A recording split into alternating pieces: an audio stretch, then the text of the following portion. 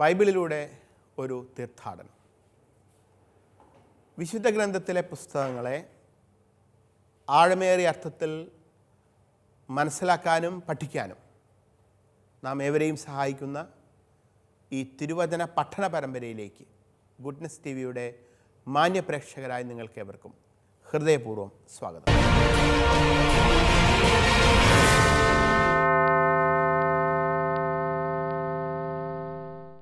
മക്കബായരുടെ ചരിത്രം സങ്കീർണമായ രാഷ്ട്രീയ പരിസരത്ത് നിന്നുകൂടി വേണം നമ്മൾ മനസ്സിലാക്കാൻ. പ്രത്യേകിച്ചും യൂദാസ് മക്കബേയൂസിൻ്റെ കാലം മുതൽ തന്നെ മക്കബായരുടെ ചരിത്രം ഒരു രാഷ്ട്രീയ ചെറുത്തുനിൽപ്പും ഒരു രാഷ്ട്രീയ വിപ്ലവവും കൂടിയായിരുന്നു. ആദ്യകാലത്ത് നിരന്തരം യുദ്ധങ്ങളിൽ ഏർപ്പെടേണ്ടി വന്ന മക്കബായർക്ക് യൂദാസിൻ്റെ മരണത്തിന് ശേഷം പിന്നീട് അധികാരത്തിലേക്ക് നേതൃസ്ഥാനത്തേക്ക് വന്ന ജോനാഥാൻ്റെ കാലത്ത് യുദ്ധങ്ങളിൽ ഏർപ്പെടേണ്ടതായി വന്നിട്ടുണ്ട് എങ്കിൽ തന്നെയും അതിശക്തമായ ചില രാഷ്ട്രീയ ഇടപെടലുകൾ, നയതന്ത്രപരമായ ചില രാഷ്ട്രീയ സഖ്യങ്ങൾ ഒക്കെ ഉണ്ടാക്കിക്കൊണ്ട് തങ്ങളുടെ അധികാരത്തിൻ്റെ വ്യാപ്തി വർദ്ധിപ്പിക്കുന്നതിന് മക്കബായർക്ക് സാധിച്ചിരുന്നു. എപ്രകാരമാണ് മാറി വരുന്ന രാഷ്ട്രീയ പരിതസ്ഥിതിയോട് ജാഗ്രതയോടും എന്നാൽ കുശാഗ്രബുദ്ധിയോടും കൂടെ ജോനാഥാൻ പ്രതികരിച്ചത് എന്നതിൻ്റെ നേർസാക്ഷ്യം നമുക്ക് നൽകുന്ന ഒരു അധ്യായമാണ് മക്കബായരുടെ 1-ാം പുസ്തകത്തിൻ്റെ 11-ാം അധ്യായം. ഈ അധ്യായമാണ് നാം ഇപ്പോൾ പഠിച്ചുകൊണ്ടിരിക്കുന്നത്.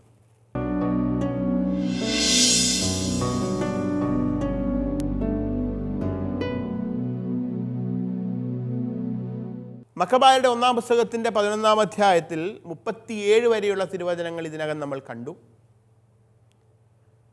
അവിടെ എപ്രകാരമാണ് ജോനാഥാൻ എന്ന മക്കബായരുടെ നേതാവും ദെമിത്രിയൂസ് രാജാവും തമ്മിൽ ഒരു സഖ്യത്തിലേക്ക്, അവർ തമ്മിലുള്ള എല്ലാ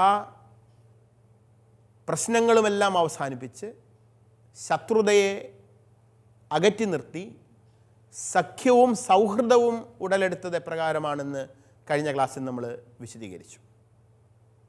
അങ്ങനെ മക്കബായരുടെ നേതാവ് ജോനാഥനും ദെമിത്രിയൂസ് രാജാവും തമ്മിൽ സഖ്യത്തിലും സൗഹൃദത്തിലുമായി മുൻപോട്ട് പോകുന്ന സമയം മറ്റൊരു രാഷ്ട്രീയ നീക്കം നടക്കുകയാണ്. നമുക്കറിയാം, ഈജിപ്തിലെ രാജാവായിരുന്ന ടോളമിയുടെ ചതി മൂലം കൊല്ലപ്പെട്ട അലക്സാണ്ടർ ബേലാസിനെക്കുറിച്ച്, അലക്സാണ്ടർ എപ്പിഫാനസിനെക്കുറിച്ച് നിങ്ങൾ മറന്നുപോയിട്ടുണ്ടാവില്ല എന്ന് ഞാൻ കരുതുന്നു. ഈ അലക്സാണ്ടർ എപ്പിഫാനസിൻ്റെ സൈന്യാധിപനായിരുന്ന ഒരു വ്യക്തി, അയാളുടെ പേര് ട്രീഫോ എന്നായിരുന്നു.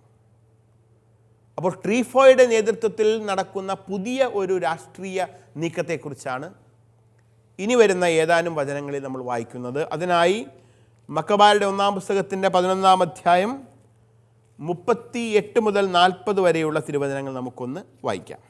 തൻ്റെ ഭരണത്തിൽ രാജ്യം ശാന്തമാണെന്നും തന്നോട് ആർക്കും എതിർപ്പില്ലെന്നും കണ്ട് ദെമിത്രിയൂസ് രാജാവ് വിജാതീയ ദ്വീപുകളിൽ നിന്ന് ശേഖരിച്ച വിജാതീയ സേനയൊഴികെ മറ്റു സേനാവിഭാഗങ്ങളെ അവരവരുടെ നാടുകളിലേക്ക് പിരിച്ചയച്ചു.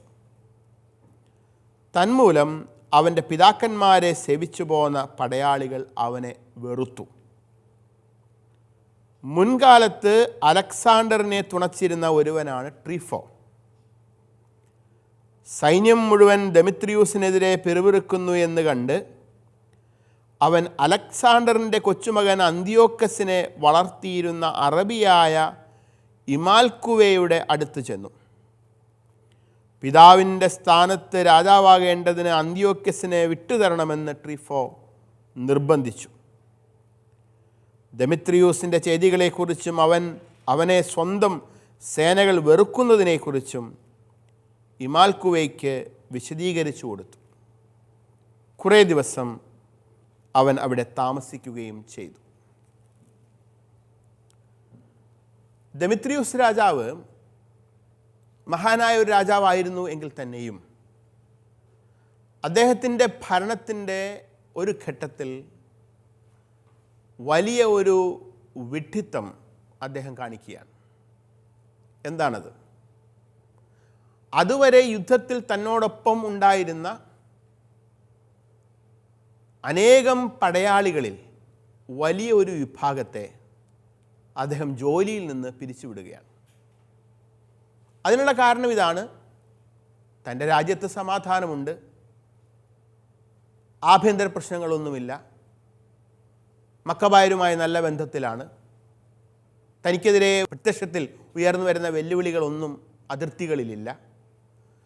അതുകൊണ്ട് എന്തിന് ഈ അസംഖ്യം വരുന്ന പട്ടാളക്കാർക്ക് ഭക്ഷണവും ശമ്പളവും മറ്റും കൊടുക്കണം എന്ന് കരുതി ഇയാൾ തൻ്റെ ഭടന്മാരായിരുന്ന പടയാളികളായിരുന്ന സൈനികരെ ജോലിയിൽ നിന്ന് പിരിച്ചുവിടുകയാണ്. പക്ഷെ അത് അയാൾ ഉദ്ദേശിച്ചതിനേക്കാൾ വലിയ പ്രത്യാഘാതം ഉണ്ടാക്കി. കാരണം ഇത്തരത്തിൽ ജോലി നഷ്ടപ്പെട്ട പടയാളികൾ, സൈനികരെല്ലാം ഇയാളുടെ ശത്രുക്കളായി മാറി. അത് ഒരു പുതിയ ആഭ്യന്തര കലാപത്തിനുള്ള തുടക്കം കൂടിയായി മാറി.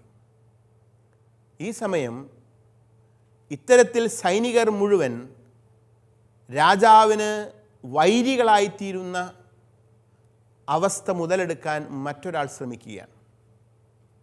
അയാളാണ് ട്രീഫോ. ആരാണ് ഈ ട്രീഫോ? ഞാൻ നേരത്തെ സൂചിപ്പിച്ചതുപോലെ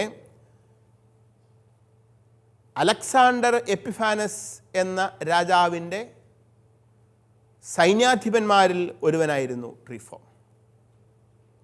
ഈ ട്രീഫോ ഇപ്പോൾ അധികാര ഭ്രമം ബാധിച്ച്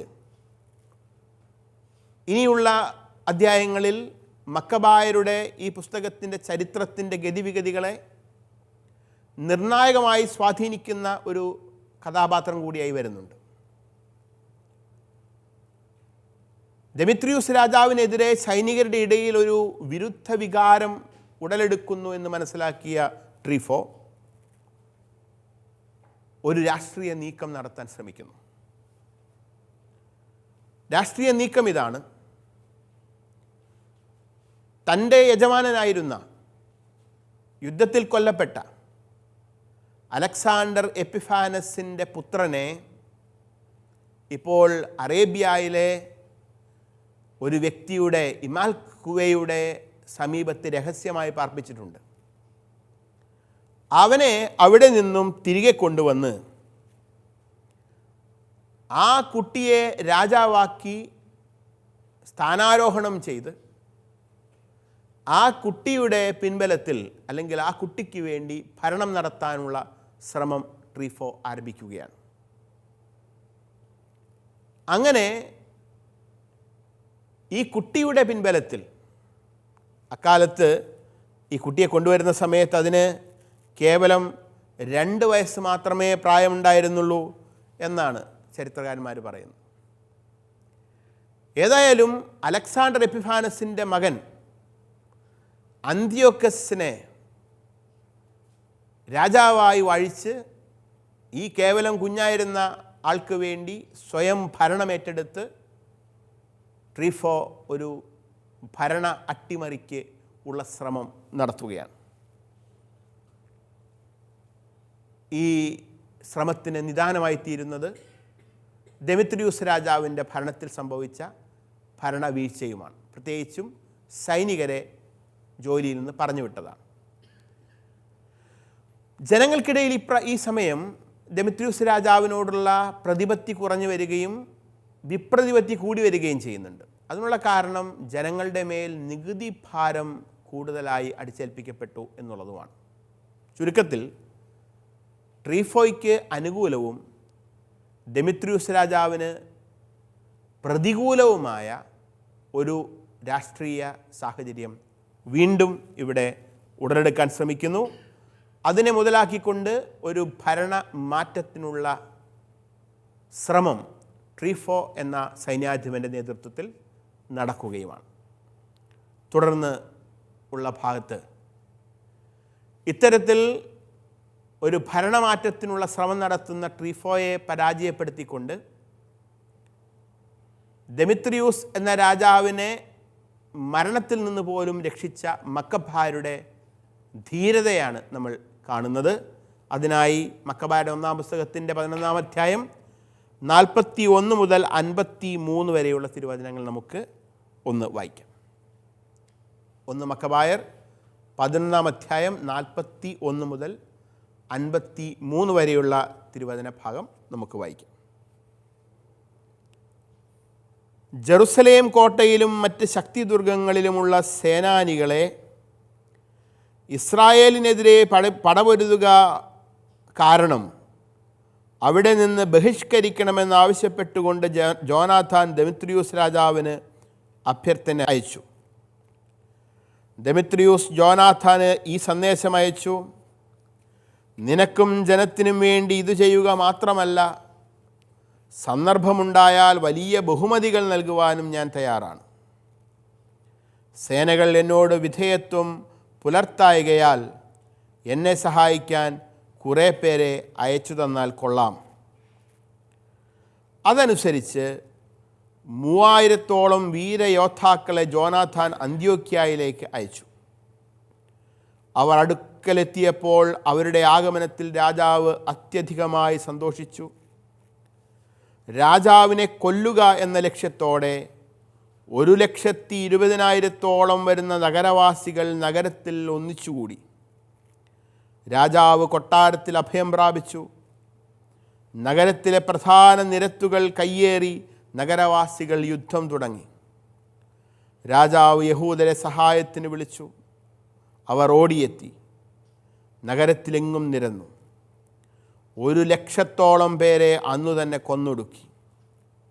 അവർ നഗരത്തെ അഗ്നിക്കിരയാക്കി, ധാരാളം കൊള്ളവസ്തുക്കൾ കൈക്കലാക്കി. അങ്ങനെ രാജാവിനെ രക്ഷിച്ചു. യഹൂദർ നഗരം കൈയടക്കുകയും യഥേഷ്ടം അതിന്മേൽ ആധിപത്യം പുലർത്തുകയും ചെയ്യുന്നത് കണ്ട് നഗരവാസികൾ അസ്തധൈര്യരായി രാജസന്നിധിയിൽ ഇങ്ങനെ കേണപേക്ഷിച്ചു: ഞങ്ങൾക്ക് സമാധാനം നൽകണമേ, ഞങ്ങൾക്കും നഗരത്തിനുമെതിരെയുള്ള യുദ്ധത്തിൽ നിന്ന് യഹൂദരെ പിന്തിരിപ്പിക്കണമേ. അവർ ആയുധം ഉപേക്ഷിച്ച് സമാധാന ഉടമ്പടിയിൽ ഏർപ്പെട്ടു. രാജാവിൻ്റെയും ജനത്തിൻ്റെയും മുൻപിൽ യഹൂദർ ഏറെ ബഹുമാനിതരായി. ധാരാളം കൊള്ളവസ്തുക്കളുമായി അവർ ജെറുസലേമിലേക്ക് മടങ്ങി. ദെമിത്രിയൂസ് രാജാവ് സിംഹാസനത്തിൽ തുടർന്നു. അവൻ്റെ ഭരണത്തിൻ കീഴിൽ ദേശത്ത് സമാധാനം നിലനിന്നു. എന്നാൽ അവൻ തൻ്റെ വാഗ്ദാനങ്ങളെല്ലാം ലംഘിച്ചു, ജോനാഥാനിൽ നിന്ന് അകന്നു. ജോനാഥാൻ ചെയ്ത ഉപകാരങ്ങൾക്ക് പ്രത്യുപകാരം ചെയ്തില്ലെന്ന് മാത്രമല്ല, അവനെ വളരെയേറെ ദ്രോഹിക്കുകയും ചെയ്തു.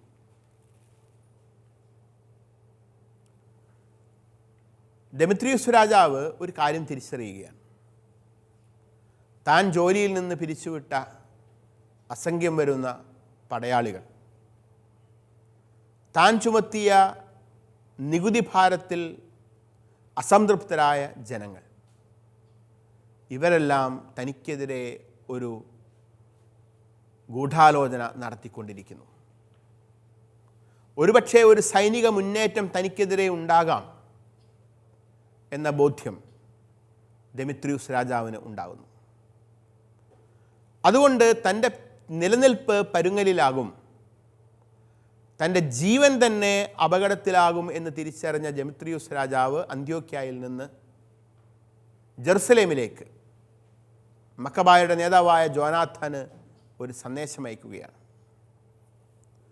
തുടർന്നും നിങ്ങൾക്ക് ബഹുമതികളും നികുതി ഇളവുകളും ഒക്കെ നൽകാൻ ഞാൻ സന്നദ്ധനാണ്. പക്ഷേ നിങ്ങൾ ഒരു കാര്യം ചെയ്യണം, എനിക്ക് സംരക്ഷണം നൽകാനായി ഏതാനും യഹൂദരായ പടയാളികളെ അന്ത്യോക്യയിലേക്ക് അയക്കണം എന്നതായിരുന്നു രാജാവിൻ്റെ ആവശ്യം. കാരണം അദ്ദേഹത്തിൻ്റെ സ്വന്തം സൈനികർ അദ്ദേഹത്തോട് വിധേയത്വം പുലർത്തുന്നില്ല. സേനകൾ എന്നോട് വിധേയത്വം പുലർത്തായകയാൽ എന്നെ സഹായിക്കാൻ കുറേ പേരെ അയച്ചു തന്നാൽ കൊള്ളാം എന്ന് ദെമിത്രിയൂസ് രാജാവ് ജോനാഥനെ അറിയിച്ചു.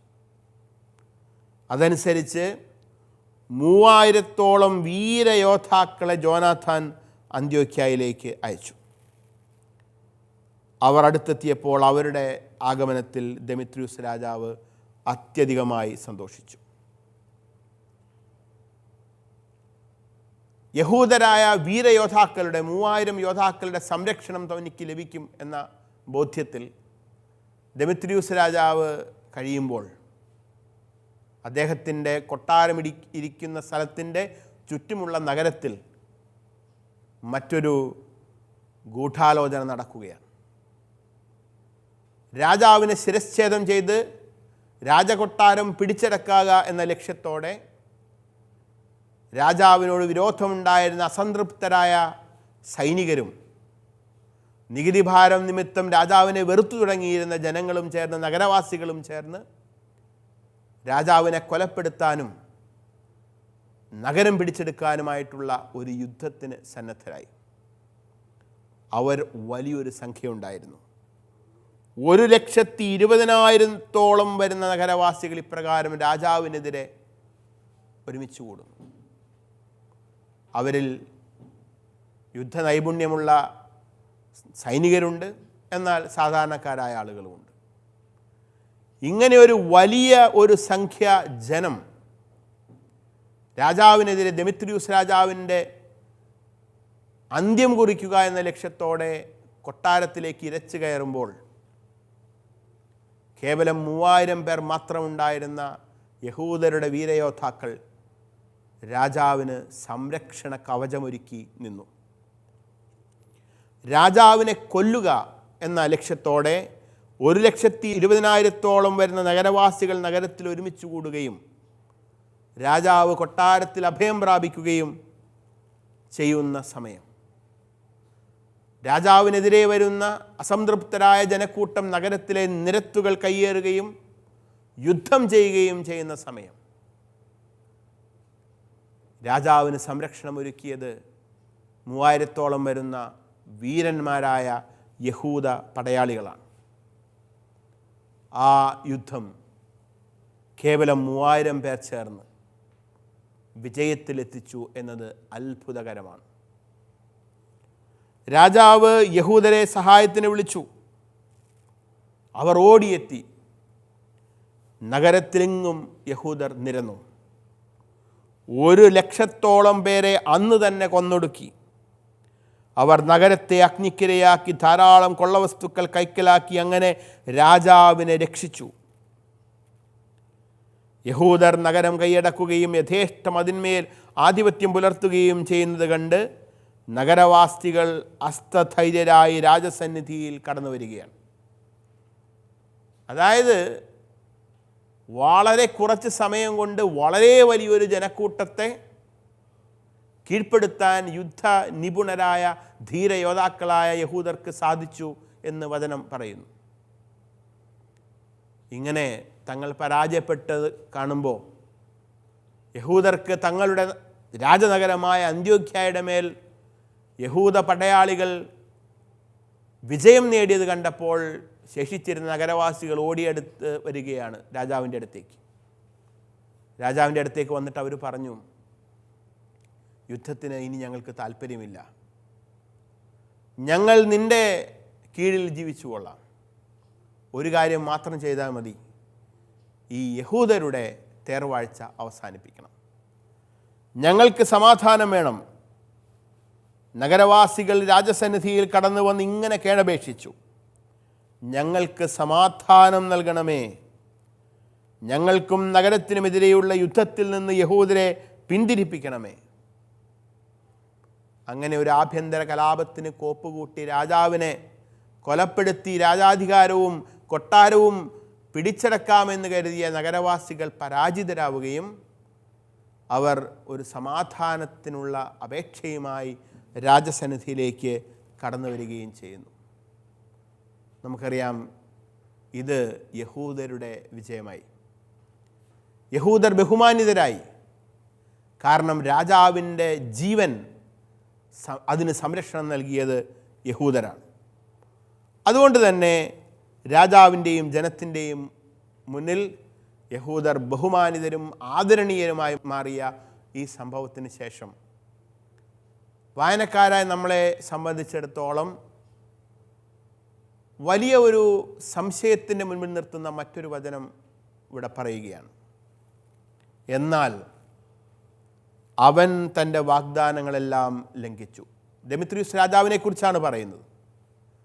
ദെമിത്രിയൂസ് രാജാവ് തൻ്റെ ജീവൻ പോലും രക്ഷിച്ചെടുത്ത യഹൂദരായ ഈ ധീരപടയാളികളുടെ ത്യാഗത്തെപ്പോലും മറന്നുകൊണ്ട് നന്ദിഹീനനായി നന്ദിരഹിതനായി പെരുമാറുകയാണ്. എന്ത് കാരണം കൊണ്ടാണ് ഇയാൾ ഈ നന്ദികേട് കാണിക്കുന്നത് എന്ന് വ്യക്തമല്ല. ജോനാഥനിൽ നിന്ന് അവൻ അകന്നു. ജോനാഥാൻ ചെയ്ത ഉപകാരങ്ങൾക്ക് പ്രത്യുപകാരം ചെയ്തില്ലെന്ന് മാത്രമല്ല, അവനെ വളരെയേറെ ദ്രോഹിക്കുകയും ചെയ്തു എന്ന് വചനം പറയുന്നു. ഇത് ദെമിത്രിയൂസ് രാജാവിൻ്റെ ഭാഗത്തു നിന്ന് വന്ന വലിയ ഒരു നന്ദികേടാണ്, നെറുകേടാണ്. തീർച്ചയായും തൻ്റെ ജീവന് പോലും സംരക്ഷണം നൽകിയ യഹൂദരുടെ ആ ത്യാഗത്തെ തൃണവൽഗണിച്ചുകൊണ്ട് അവരുമായുള്ള ബന്ധത്തിൽ നിന്ന് അകന്ന് അവരുമായുള്ള എല്ലാ ബന്ധവും അവസാനിപ്പിക്കുന്ന തലത്തിലേക്ക് ദെമിത്രിയൂസ് രാജാവ് വരുമ്പോൾ അത് ആ രാജാവിൻ്റെ വീഴ്ചയുടെ തുടക്കം കൂടിയാണ് എന്ന് നമുക്ക് മനസ്സിലാക്കാം. ഈ സമയം ഈ ദെമിത്രിയൂസ് രാജാവിൻ്റെ രാജാധികാരത്തിന് വെല്ലുവിളി ഉയർത്തിക്കൊണ്ട് മറ്റൊരു രാജാധികാരം ഉയർന്നു വരുന്നുണ്ട്.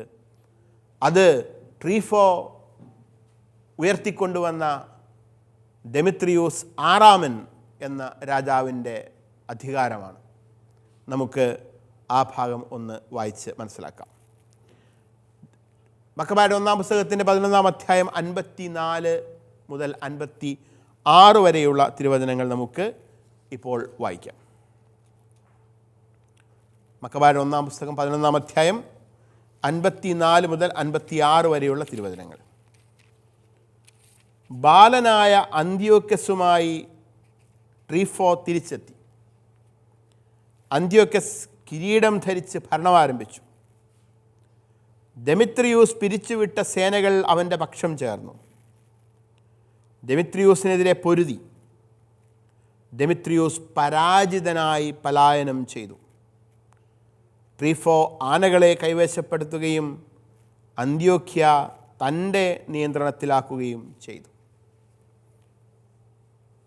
ഒരു ഭാഗത്ത് ദെമിത്രിയൂസ് എന്ന രാജാവ് മക്കബായരോടും യഹൂദരോടും നന്ദികേട് കാണിച്ചിരിക്കുന്നു, നെടുകേട് കാണിച്ചിരിക്കുന്നു. മറുഭാഗത്തിതാ അലക്സാണ്ടർ എപ്പിഫാനസിൻ്റെ സൈന്യാധിപനായിരുന്ന ട്രീഫോ അറേബ്യയിൽ നിന്നും അലക്സാണ്ടർ എപ്പിഫാനസിൻ്റെ കൊച്ചുമകനെ അന്ത്യോക്യയിലേക്ക് കൊണ്ടുവരികയാണ്. രാജാവായി അവനെ അവരോധിക്കുകയാണ്. ഞാൻ പറഞ്ഞതുപോലെ കേവലം ബാലനായിരുന്നു ഈ അന്ത്യോക്കസ് ആറാമൻ. ചുരുക്കത്തിൽ ഭരണം നടത്തുന്നത്, ഭരണത്തിൻ്റെ മുഴുവൻ ചുക്കാനും പിടിച്ചിരുന്നത് ട്രീഫോയായിരുന്നു. അങ്ങനെ ട്രീഫോയുടെ നേതൃത്വത്തിൽ ഒരു യുദ്ധം നടത്തുകയും ആ യുദ്ധത്തിൻ്റെ ഭാഗമായി ദെമിത്രിയൂസിനോട് വിരോധമുണ്ടായിരുന്ന എല്ലാ സൈനികരും മാറുകയും ഒടുവിൽ ദെമിത്രിയൂസ് രാജാവ് പരാജിതനായി പലായനം ചെയ്യേണ്ട ഗതികേട് സംഭവിക്കുകയുമാണ്. ദെമിത്രിയൂസ് പരാജിതനായി പലായനം ചെയ്തു. എന്തുകൊണ്ട് ദെമിത്രിയൂസ് പരാജിതനായി എന്ന് ചോദിച്ചാൽ നമുക്കൊരു ഉത്തരം കണ്ടെത്താൻ സാധിക്കും. അത് നന്ദികേട് കൊണ്ടാണ്, നെറികേട് കൊണ്ടാണ്. കാരണം എന്തെന്ന് വ്യക്തമല്ലെങ്കിലും സ്വന്തം ജീവൻ കൊടുത്തുപോലും രാജാവിൻ്റെ ജീവനെ സംരക്ഷിച്ച, രാജകൊട്ടാരത്തെ സംരക്ഷിച്ച, യഹൂദരോട് നന്ദികേട് കാണിച്ച രാജാവായിരുന്നു ദെമിത്രിയൂസ് രണ്ടാമൻ. അത് അയാളുടെ വീഴ്ചയ്ക്ക് ഉള്ള തുടക്കമായിരുന്നു.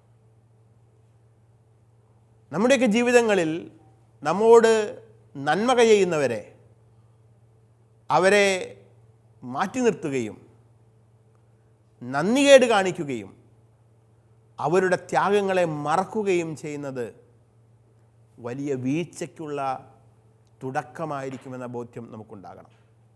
ദെമിത്രിയൂസിൻ്റെ പാഠം നമ്മളെ പഠിപ്പിക്കുന്നത് അതാണ്. നന്ദിയുണ്ടാകണം.